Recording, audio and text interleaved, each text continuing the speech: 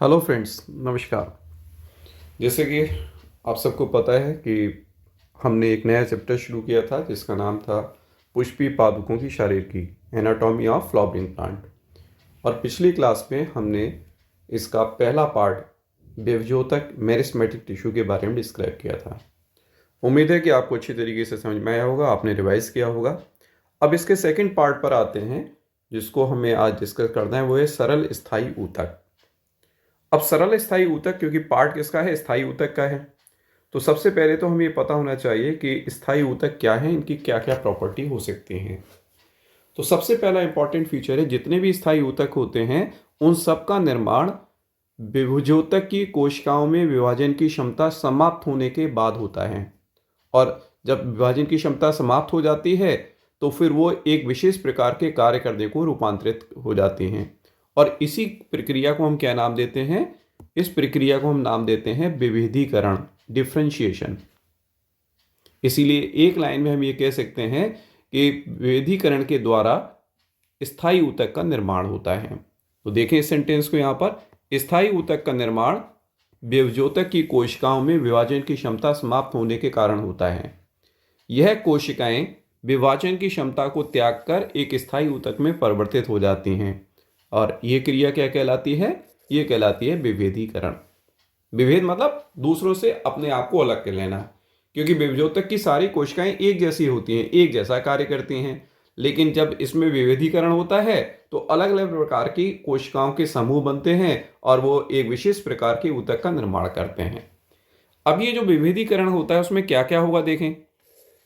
इसमें कोशिका के आकार आकृति में परिवर्तन आता है, संरचना में परिवर्तन आता है और साथ में एक विशिष्ट कार्य को करने के लिए रूपांतरित होती है। यानी कि दो मेन इसके अंदर परिवर्तन आते हैं। पहला परिवर्तन संरचनात्मक होता है और दूसरा परिवर्तन कैसा होता है? कार्यात्मक होता है।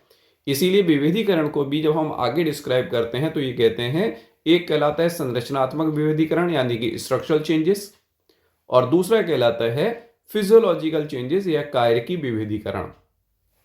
तो अब देखें यहां पर स्थायी ऊतक जितने भी बने हैं उनको फिर दो समूह में विभाजित किया गया है। एक कहलाता है सरल स्थायी ऊतक और दूसरा कहलाता है जटिल स्थायी ऊतक। सरल स्थायी ऊतक को फिर डिवाइड किया मृदूतक में, स्थूल कोण ऊतक में, दृढ़ ऊतक में, और जटिल स्थायी ऊतक को किया गया जाइलम एवं फ्लोएम में। इसको आगे चल के हम पढ़ेंगे। जाइलम को हिंदी में वर्ड यूज करते हैं दारू और फ्लोएम के लिए वर्ड यूज करते हैं पोषवाहा। लेकिन क्योंकि जनरली जब भी एग्जाम होते हैं, चाहे हिंदी मीडियम के हो इंग्लिश मीडियम के हो, सभी में जाइलम ही मेन शब्द प्रचलित है या फ्लोएम ही शब्द यूज किया जाता है। तो जितने भी स्थायी ऊतक हैं उनको टोटल 5 समूह में विभाजित कर दिया गया: मृदूतक, स्थूल कोण ऊतक, दृढ़ ऊतक, जाइलम एंड फ्लोएम। हमारा जो आज का टॉपिक है वो है सरल स्थायी ऊतक, यानी कि इसमें आज हम 3 ऊतक के विषय में पढ़ेंगे। एक है मृदूतक, दूसरा है स्थूल कोण ऊतक और फिर है दृढ़ ऊतक। अब इसी का पार्ट फिर मैंने अलग से करके रख लिया। मैं बार बार इसलिए रिपीट कर रहा हूं, आप कहेंगे पता नहीं क्यों टाइम वेस्ट करते हैं, ये करते हैं। टाइम वेस्ट नहीं है, जितनी बार आप इसको रिपीट करोगे आपके दिमाग में चीजें बैठती जाएंगी। तो अब सरल स्थायी ऊतक जो है इसकी विशेषता क्या है? ये केवल एक ही प्रकार की कोशिकाओं के बने होते हैं, जबकि जटिल स्थायी ऊतक से इसका कंपैरिजन जब हम करेंगे तो उसमें विभिन्न प्रकार की कोशिकाएं पाई जाती हैं। उनके अपने अलग अलग काम भी होते हैं और सब मिला के एक कॉमन कार्य भी करती हैं। और ये 3 प्रकार का होता है: मृदूतक, स्थूल कोण ऊतक और दृढ़ ऊतक। तो पहला हमारा इसमें है मृदूतक, जिसको आप कहते हो पेरेनकाइमा। क्या क्या इसकी विशेषताएं हैं, क्या इसके लक्षण है, ये देखें क्या गुण है इसके। पहला है ये जीवित कोशिकाओं का बना होता है, तो जीवित ऊतक है। इनमें अंतर कोशिकीय स्थान पाए जाते हैं। विभजोतक में हमने पढ़ा था अंतर कोशिकीय स्थान नहीं होते या बहुत छोटे होते हैं। कोशिकाएं यहां पर भी समव्यासी होती हैं, आकृति में गोलाकार, अंडाकार, बहुभुजाकार या दीर्घित हो सकती हैं। कोशिका भित्ति पतली और सेलुलोजिक होती है, मतलब प्राइमरी कोशिका भित्ति ही इसमें पाई जाती है। प्राथमिक कोशिका भित्ति किसकी बनी होती है? सेलुलोज की। एक चीज आप याद रखेंगे, सेल वाले चैप्टर में भी आपने पढ़ा होगा कि जो जीवित कोशिकाएं हैं उनमें केवल और केवल प्राथमिक कोशिका भित्ति पाई जाती है, ये याद रखना है। तो कभी भी क्वेश्चन पूछा जाए तो आप ये याद रखेंगे, और जब ये याद रखेंगे तो आपको पता है ये सेलुलोज की मिल्ली बनी होती है। फिर हर मैच्योर सेल के अंदर एक बड़ी केंद्रीय रिक्तिका पाई जाती है, और इसी की वजह से केंद्रक और कोशिका द्रव परिधि की ओर शिफ्ट हो जाता है। मतलब वो सेंटर में था, केंद्र में था, ये कैसा है, केंद्र से हटकर परिधि की तरफ चला जाएगा। आप देखें डायग्राम, ये है टीएस यानी कि अनप्रस्थ काट, किसकी, पैरेन्काइमा की, मृदुतक की। तो आप देखें ये एक कोशिका का पहले संरचना देखें तो ये केंद्रक है, इसमें कहाँ है, परिधि की तरफ। साइटोप्लाज्म भी कहाँ है, परिधि की तरफ। बीच में क्या प्रेजेंट है, रिक्तिका। बाहर क्या है, कोशिका भित्ति, जो आपको होता है प्राइमरी है, प्राथमिक है, और किसकी बनी है, सेलुलोज की बनी है। और ये देखें हर कोशिका के साथ साथ क्या है, अंतर कोशिकीय स्थान, इंटरसेलुलर स्पेसिस पाए जाते हैं। ये इसकी बहुत बड़ी खासियत है। और इंटरसेलुलर स्पेसिस की यानी कि अंतर कोशिकीय स्थान की उपस्थिति के कारण ये सॉफ्ट टिश्यू होता है, मृदु होता है। मृदु का मतलब क्या है, सॉफ्ट होना। तो सॉफ्टनेस कहां से आएगी, स्पॉन्जी चीज के अंदर। अब मृदुतक में बहुत सारे रूपांतरण होते हैं, लेकिन दो प्रमुख रूपांतरण हमारे सिलेबस में है जिसके बारे में क्वेश्चंस पूछे जाते हैं, तो इनको हमें यहां पर डिस्क्राइब करना है। पहला इसके अंदर है जिसको हम नाम देते हैं हरित ऊतक, क्लोरेन्काइमा। हरित ऊतक या क्लोरेन्काइमा क्यों कहते हैं, क्योंकि इस मृदुतक की कोशिकाओं में पर्णहरिम पाया जाता है, क्लोरोफिल पाया जाता है, और क्लोरोफिल की वजह से ही जिस पार्ट में ये पाया जाएगा उसका कलर ग्रीन होगा।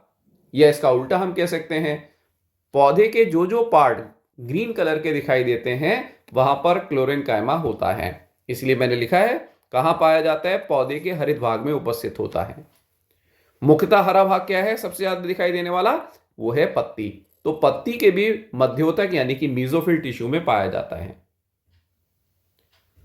जितने भी द्विबीजपत्री पौधे होते हैं उनकी पत्तियों में ये दो समूह में विभाजित रहता है, ऊपर की तरफ खंभूतक और नीचे की तरफ स्पॉन्जी मृदुतक। ये भी टीएस है, किसकी, द्विबीजपत्री पौधों की पत्तियों की। ऊपर की तरफ आप देखो खंभूतक है, इसको इंग्लिश में कहते हैं पेलिसेड, और ये कहलाता है स्पॉन्जी पैरेन्काइमा। इंग्लिश टर्म भी याद करेंगे तो आपको क्वेश्चन को सॉल्व करना आसान रहता है। आप देखो क्या डिफरेंस है इसमें, खंभूतक की कोशिकाएं दीर्घित हैं, इलिप्टिकल हैं, और इनमें अंतर कोशिकीय स्थान कम है, जबकि स्पॉन्जी पैरेन्काइमा की कोशिकाएं कैसी हैं, गोलाकार हैं, स्फेरिकल हैं, और इनके बीच में अंतर कोशिकीय स्थान ज्यादा हैं, और ये इनका एक स्पेशल अनुकूलन होता है। तो द्विबीजपत्री पौधों में ये पेलिसेड और स्पॉन्जी पैरेन्काइमा या खंभूतक और स्पंजी मृदुतक में भिन्नित रहेगा। लेकिन जो एक बीजपत्री पौधों की पत्तियां हैं इनके अंदर इस तरीके का विभेदीकरण नहीं होता, एक ही प्रकार का टिश्यू पाया जाता है, एक ही प्रकार का क्लोरेन्काइमा उपस्थित होगा। कार्य क्या है इसका, इसका कार्य है प्रकाश संश्लेषण के द्वारा भोजन का निर्माण करना। जैसे आप सबने पढ़ रखा है, जब प्रकाश संश्लेषण की क्रिया होती है तो कार्बन डाइऑक्साइड वाटर के साथ रिएक्ट करती है और क्या बनाती है, ये बनाती है ग्लूकोज, ये भोजन है, और इस प्रक्रिया में ऑक्सीजन गैस भी निकलती है एज ए वेस्ट। लेकिन इसके साथ साथ आपने पढ़ा है कि ये क्रिया में प्रकाश ऊर्जा का उपयोग होता है, लाइट का, और इस लाइट को अवशोषित करने के लिए पर्णहरिम की उपस्थिति जरूरी है। तो पर्णहरिम कहां प्रेजेंट है, क्लोरेन्काइमा में यानी कि हरित ऊतक में। तो हरित ऊतक में या हरित मृदुतक में ये प्रेजेंट है, इसीलिए प्रकाश संश्लेषण यहां पर होता है जिससे कि भोजन का निर्माण होगा। अगला इसका मॉडिफिकेशन है वायु ऊतक, या इसको इंग्लिश में कहते हैं एरेन्काइमा। क्या कहेंगे इसको, एरेन्काइमा। ये किसमें पाया जाता है, जलोद्भिद पौधों में होता है। जलोद्भिद पौधे क्या होते हैं, जो पानी में पाए जाते हैं। ये तीन प्रकार के होते हैं, जल प्लावी पौधे, जल निमग्न पौधे और जल स्थली पौधे।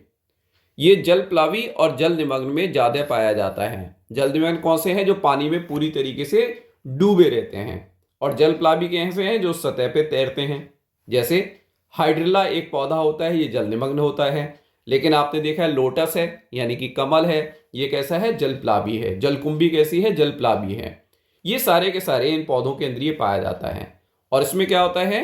यहां पर बड़े बड़े अंतरकोशिकीय स्थान पाए जाते हैं जिन्हें वायु कक्ष कहते हैं। क्यों? क्योंकि इनके अंदर वायु भरी रहती है और ये क्या करते हैं? प्लवन में सहायता करते हैं। ये आप देख रहे हो डायग्राम के अंदर, ये बड़े बड़े एयर स्पेसेस यहां पर शो किए गए हैं। नॉर्मल जो पैरेन्काइमा था उसमें अंतरकोश के स्थान थे लेकिन छोटे थे इसके कंपैरिजन में। अब इसका कार्य क्या होता है? इसका कार्य होता है कि यह गैसियस विनिमय एवं प्लवन में सहायक होता है। गैसियस एक्सचेंज करेगा, गैसों का आदान प्रदान करेगा और साथ में प्लवन यानी कि तैरने में, उतराने में जो है सहायता करता है, जिससे कि ये पौधे पानी में डूबते नहीं हैं और पानी की सतह के नीचे या पानी की सतह के ऊपर तैरते रहते हैं। अब आता है मृदुतक के कार्य क्या क्या हैं।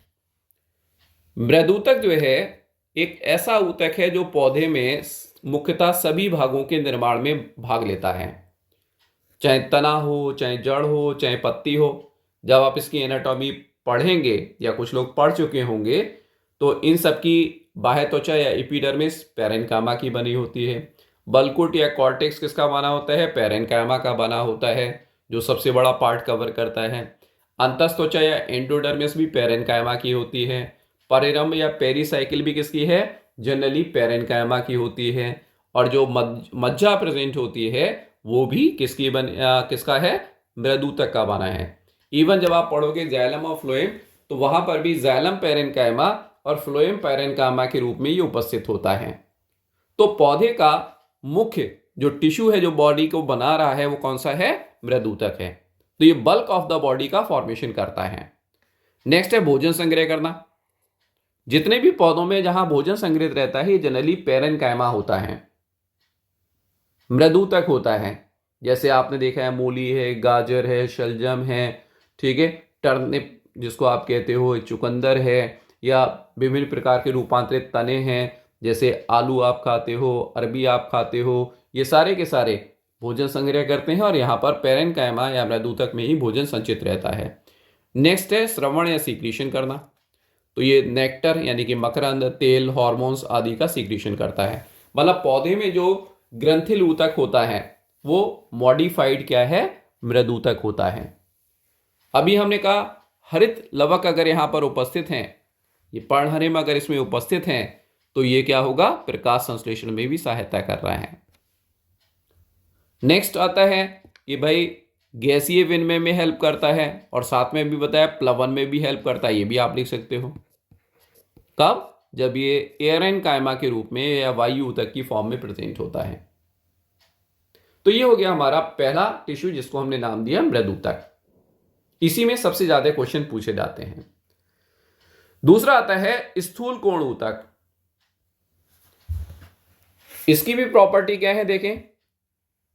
एक प्रॉपर्टी है कि ये जीवित टिश्यू है, ओके, ये समव्यासी है, इसकी कोशिकाएं सेम साइज की होती हैं। यहां भी कोशिकाएं गोलाकार, अंडाकार, बहुभुजाकार या दीर्घित हो सकती हैं। अंतरकोशिकीय स्थान अनुपस्थित या छोटे होते हैं।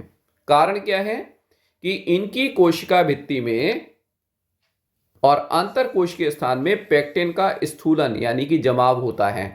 इसीलिए इनको कहा गया स्थूल कोण ऊतक, कि इनकी कोशिका भित्ति मृदुतक के कंपैरिजन में या तुलना में थोड़ा सा मोटी होती है। क्यों? क्योंकि यहां पर पेक्टिन का जमाव होता है और अंतरकोशिकीय स्थान भी जो है वो लगभग ना के बराबर हो जाते हैं। ये 3 प्रकार का होता है। आगे किस तरीके का स्थूलन होगा उसके आधार पर तो वो हम बाद में पढ़ेंगे। नेक्स्ट आता है द्विबीजपत्री पौधों में अंतस्त्वचा का निर्माण करता है। जो बाह्य त्वचा है उसके नीचे 3 या 4 परत का बनी हुई अंतस्त्वचा होती है, इसको कहते हैं हाइपोडर्मिस। ठीक है, किसका निर्माण करेगा? ये थोड़ा सा गड़बड़ हो गया हिंदी में, इसको कहते हैं अधस्त्वचा। ठीक है, क्या नाम देंगे? अधस्त्वचा। ये इसको कहते हैं हाइपोडर्मिस। ये अंतस्थ त्वचा नहीं है बल्कि कैसा है, अधस्थ त्वचा है। अंतस्थ त्वचा को नाम देते हैं एंडोडर्मिस।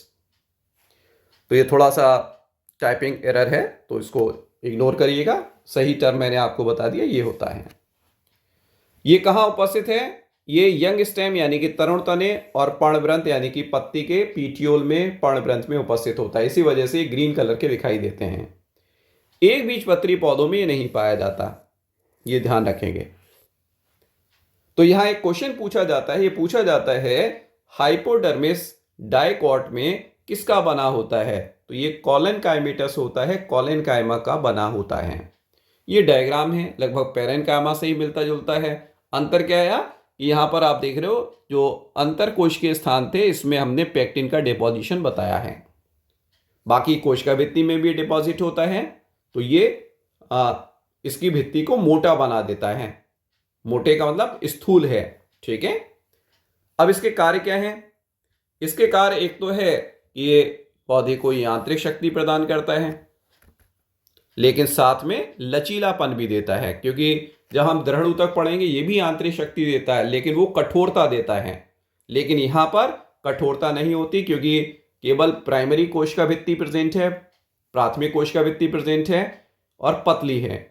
लेकिन जब दृढ़ ऊतक पढ़ेंगे तो वहां द्वितीयक भित्ति भी बन जाती है, जिसकी वजह से उसके अंदर लिग्निन का जमाव होता है और ये हार्ड हो जाती है, तो कठोरता प्रदान करती है। ये कठोरता नहीं करता, ये लचीलापन देता है। और इसमें कुछ पौधों की हाइपोडर्मिस में या अधस्थ त्वचा में प्रकाश संश्लेषण भी होता है। क्यों, क्योंकि इनमें हरित लवक यानी कि पर्णहरित भी प्रेजेंट होता है, ठीक है। नेक्स्ट आता है तीसरा, इसका पार्ट है दृढ़ ऊतक।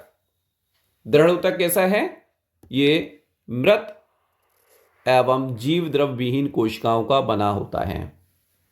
इसमें केवल और केवल कोशिका भित्ति ही दिखाई देगी, प्राइमरी और सेकेंडरी, प्राथमिक और द्वितीयक।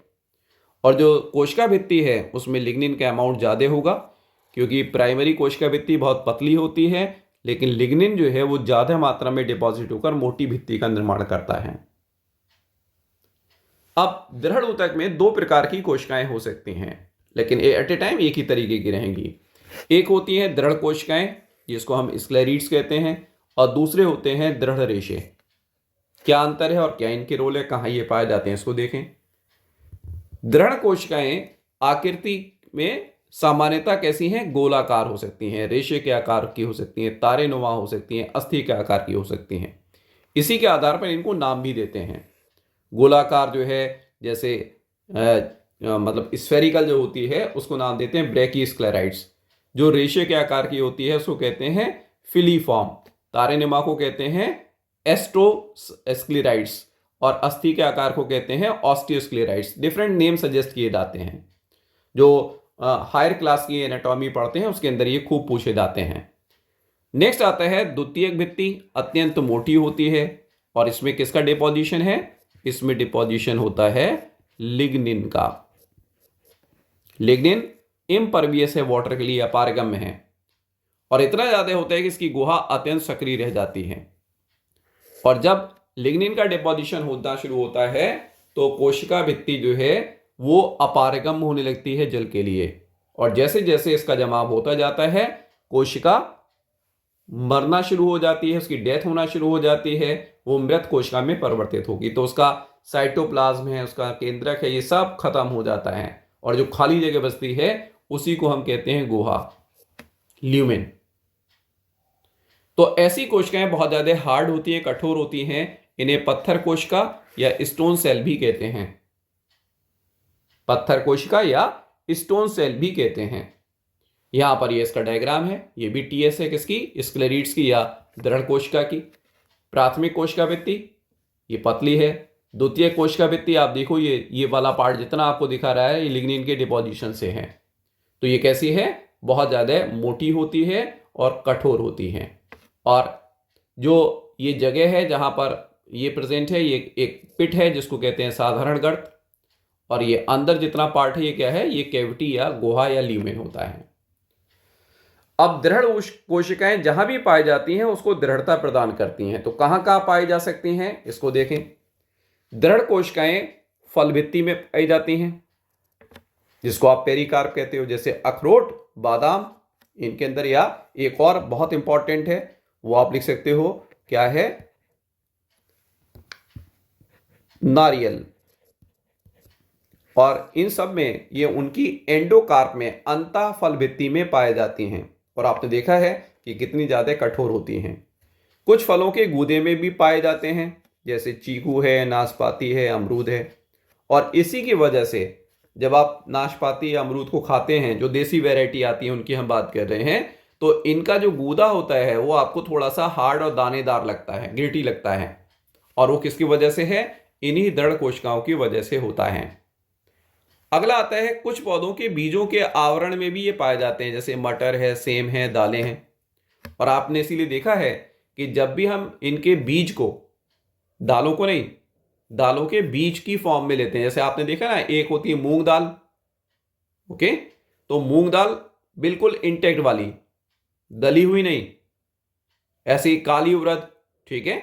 ये जो है, या राजमा सबसे ज्यादा फेमस है, आप जानते हो। ये इतनी ज्यादा इनका फलभित्ति बीजावरण कठोर होता है कि इनको पकाने के लिए हमें पूरी रात या कम से कम 4-5 घंटे पानी में भिगो के रखना पड़ता है, तब ये गलते हैं। तो ये कठोरता किसकी वजह से? इनके बीजावरण की वजह से, जिसमें दृढ़ कोशिकाएं पाई जाती हैं। ऐसे ही कुछ पौधों की पत्तियों में भी पाए जाते हैं, उदाहरण क्या है, चाय की पत्ती में। इनके अंदर भी कठोरता जो होती है वो इसी की वजह से होती है। अब कुछ पौधों में दृढ़ रेशे पाए जाते हैं, स्क्लेरेंकाइमेटस फाइबर्स होते हैं। ये लंबे और पतले होते हैं, ठीक है। ये पौधों में पाई जाने वाली सबसे लंबी कोशिकाएं हैं। लंबाई की, लेंथ की बात करेंगे तो ये सबसे लंबी कोशिकाएं हैं। जंतु में आप पढ़ते हो, जो हमारे तंत्रिका कोशिकाएं होती हैं, ये सबसे ज्यादा लंबी होती हैं। यहां पर पौधों में कौन है? पौधों में दृढ़ रेशे या कोई भी फाइबर होंगे जो इसी के ही मॉडिफिकेशन होते हैं, वो सबसे लंबे होते हैं। नेक्स्ट आते हैं, कहां पाए जाएंगे? तो ये जाइलम और फ्लोएम में भी पाए जाते हैं, जाइलम रेशे के फॉर्म में और फ्लोएम रेशे के फॉर्म में। और एक बीजपत्री पौधों में, ठीक है, ये फिर यहां पर मिस्टेक है बेटा, इसको कैंसिल कीजिए। यहां भी है, ये अधस्त्वचा का निर्माण करते हैं। अंतस्त्वचा एंडोडर्मिस, अधस्त्वचा हाइपोडर्मिस, हाइपोडर्मिस, ओके। तो यहां इसका निर्माण करेंगे। ये भी क्वेश्चन पूछा जाता है कि भाई, एक बीजपत्री पौधों के तनों में अधस्त्वचा किसकी बनी है? तो ये किसकी बनी होती है? स्क्लेरेंकाइमा की बनी होती है, दृढ़ रेशे की बनी होती है, ये ध्यान रखेंगे। और इनका कार्य क्या है? इनका कार्य है पौधे को यांत्रिक शक्ति प्रदान करना, कठोरता प्रदान करना। इसीलिए जितने भी पौधे होते हैं उनके अंदर जब जाइलम है तो उसका अमाउंट जब बढ़ता है तो जाइलम फाइबर भी बढ़ते हैं, जाइलम तंतु का भी, जाइलम रेशे का भी निर्माण होता है। तो वो जो है इसको यांत्रिक शक्ति प्रदान करने का कार्य करता है। तो हमारे ये तीनों कंप्लीट हो गए। हमने मृदु तक पढ़ लिया, हमने स्थूल कोणु तक पढ़ लिया, हमने दृढ़ ऊतक पढ़ लिया। तो ये तीनों प्रकार हैं किसके? सरल स्थायी ऊतक के। तो आज का हमारा टॉपिक यहाँ पर कंप्लीट होता है। उम्मीद है कि आपको ये चीज़ें क्लियर हो गई होंगी और समझ में भी आई होंगी। तो आप इसको एक बार फिर से रिवाइज कीजिए। अगले क्लास के अंदर हम स्टार्ट करेंगे इसका थर्ड पार्ट, और वो है जटिल स्थायी ऊतक, यानी कि जाइलम और फ्लोएम के बारे में, जिसमें सबसे ज़्यादा क्वेश्चन पाए जाते हैं। और आपके जो एनाटॉमी का पार्ट जब आप पढ़ते हो, तने की संरचना क्या है, पत्ती की संरचना क्या है, या जड़ों की संरचना क्या है, तो उन सब के अंदर सबसे ज़्यादा पूछे जाने वाले क्वेश्चन जाइलम और फ्लोएम वाले टॉपिक में कवर होंगे। तो थैंक यू। और थैंक यू के साथ फिर एक बार आपसे रिक्वेस्ट यही है कि आप चैनल को ज़्यादा से ज़्यादा शेयर करें, लाइक करें और सब्सक्राइब भी करें। Thank you again.